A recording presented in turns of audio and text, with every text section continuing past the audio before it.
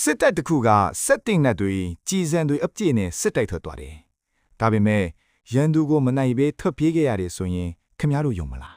။ပိုဆိုတာကအဲ့ဒီရန်သူတွေဟာလူတွေမဟုတ်ပါဘူး။ခြေတန်းရှည်ရှည်နဲ့ငှက်တွေထင်နေလို့ပါပဲ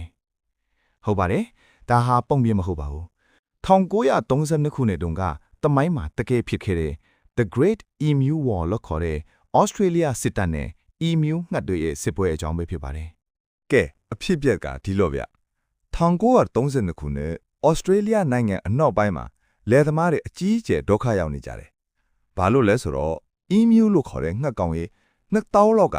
လယ်ခင်းတွေထဲဝင်ပြီးတီးနှံတွေကိုဖျက်ဆီးပစ်လို့ပါပဲ။ emu ငှက်ဆိုတာကငှက်ကလာအုပ်နဲ့တူပြီးအကောင်ကြီးသလိုအရန်လဲပြေးမြန်တဲ့ငှက်မျိုးဗျ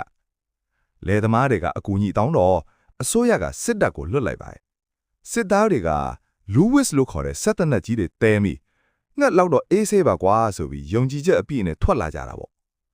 ဒါပေမဲ့တကယ်မြေပြင်မှာတော့ဒလွဲတွေဖြစ်ကုန်ရောဗျာစစ်သားတွေကတနက်နဲ့ကြက်လိုက်တိုင်းငှက်တွေကစစ်ဗျူဟာကျွမ်းကျင်တဲ့စစ်သားတွေလိုပဲလူစုခွဲပြီးထွက်ပြေးကြတယ်သူတို့ကတနာရီကိုမိုင်30လောက်ထိပြေးနိုင်တယ်လို့အရေးပြားကလည်းထူတော့ကြီးမန်းရင်တော့တိတ်မမှုကြဘူး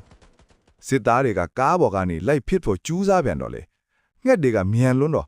ကားကလိုက်မမီတနက်ကချိန်မရနဲ့ဒုက္ခရောက်ကြပြန်ရော6ရက်လောက်ကြာတဲ့အခါမှာကြီးစံပေါင်းတွေ1900ကျော်ဖြစ်ခဲ့ပြီမဲ့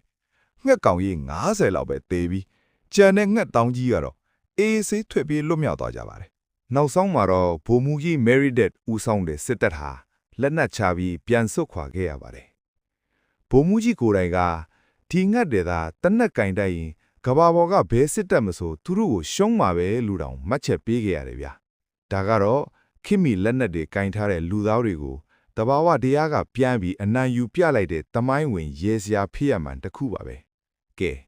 ခမရတို့ရောဒီလိုထူးဆန်းတဲ့တရိစံတွေအကြောင်းထပ်သိကျင်သေးလားသိကျင်ရင် comment မှာရေးပေးသွားကြပါဦးနော်